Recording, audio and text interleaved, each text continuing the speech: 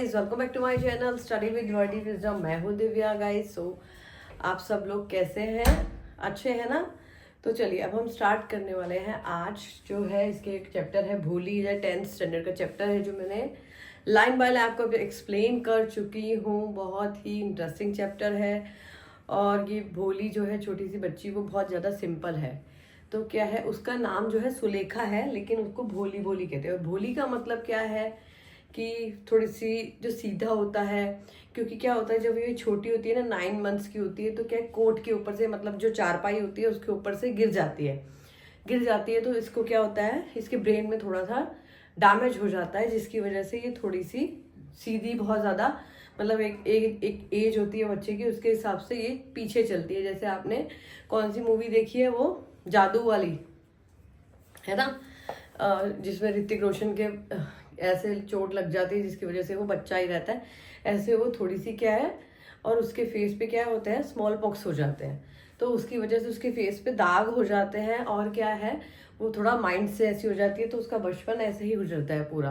और उसके पेरेंट्स भी उसको कुछ खास प्यार नहीं करते हैं। और उसकी मम्मी जो है वो अपनी बाकी बेटियों पर ध्यान देती है, लेकिन क्या है, सुलेखा हमारी भोली के ऊपर ध्यान नहीं देती। तो चलिए हम अब इसके क्वेश्चन आंसर करते हैं। और बाद में एक टीचर आके उसको किस तरह से मोटिवेट करती है, किस तरह से उसको हिम्मत देती है, उसको कॉन्फिडेंस देती है, जिससे वो बहादुर बन जाती है। ठीक है, चलिए फर्स्ट है, व्हाट डज द नेम भोली मीन्स। भोली का मतलब क्या है? सिंपल्टन। सिंपल्टन जो है इसका है, आपको फर्स्ट सेकंड लाइन में दे भी रखा है।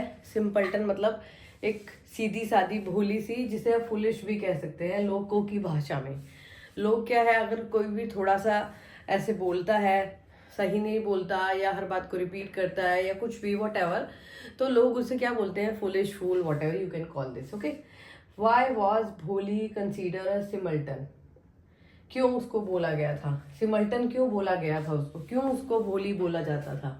तो because she was a slow learner and couldn't speak properly. वो क्या करती थी, स्टैमर करती थी ना, स्टैमर करके बोलती थी वो। तो वो अपना जो वर्ड है, अपना नाम भी है, भो कली करके बोली बुलाती थी। तो क्या है, वो अपना नाम भी अच्छे से नहीं बोल पाती थी, इसलिए क्या है, उसको वो स्टैमर करती थी। Because she was a slow learner and couldn't speak a properly. Okay, who help भोली टू ओवरकम इन लिमिटेशन। कैसे कैसे ओवरकम किया उसने? द टीचर हेल्प भोली टू ओवरकम हर लिमिटेशन। उसकी टीचर थी एक, जिसने उसको कॉन्फिडेंस दिया। मैं आपको भी बता चुकी हूँ, आप चैप्टर में भी, मे बी जिन्होंने चैप्टर पढ़ा होगा दे अंडरस्टैंड प्रॉपरली कि मैं कौन से क्वेश्चन एक्सप्लेन कर रही हूँ। ओके, तो अब नेक्स्ट है हमारा, what was the teacher approach to teaching Bholi. कैसे अप्रोच किया? The teacher approach was to a patience, kind and encourage. उसको इनकरेज किया कि नहीं, जैसे वो गर्दन, वो टीचर उसको बोलती है, बीच में एक पॉइंट है कि भाई तुम डेली स्कूल आना, तो वो ऐसे ऐसे करती है। तो टीचर कहती है तुम सिर नहीं हिलाओगे, यू कैन स्पीक प्रॉपरली। तुम यस यस करके फिर वो बोलती है, एंड वो बहुत ज़्यादा खुश होती है उस चीज़ के लिए कि मैंने जैसे कोई जंग जीत ली हो। ठीक है, तो क्या है, वो उसको इनकरेज करती है। हाउ डिड भोली change after the teacher intervention.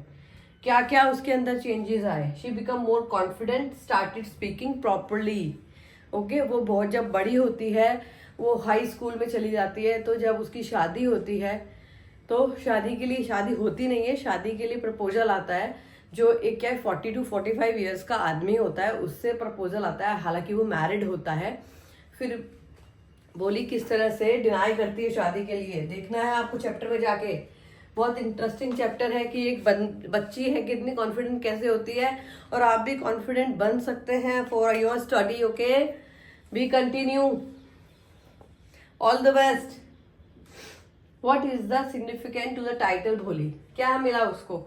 Highlight the transformation of the protagonist. Protagonist मतलब भोली का मेन रोल था, तो अब उसको हीरोइन, मेन कैरेक्टर बोल सकते हो।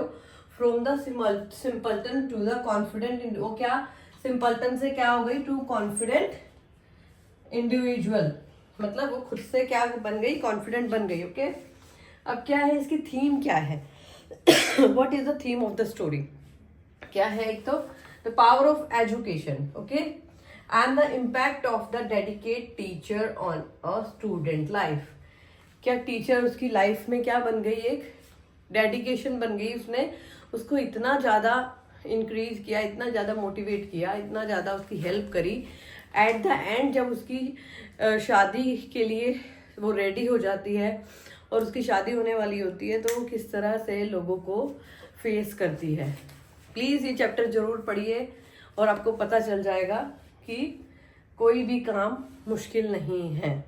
ठीक है, ये क्वेश्चन आंसर्स जो है ये आपको समझाने के लिए मैंने बोर्ड पे लिखे थे। मैं आपको लिंक डिस्क्रिप्शन बॉक्स में शेयर कर दूंगी और प्लीज़ आप पढ़ लीजिए बहुत अच्छे से।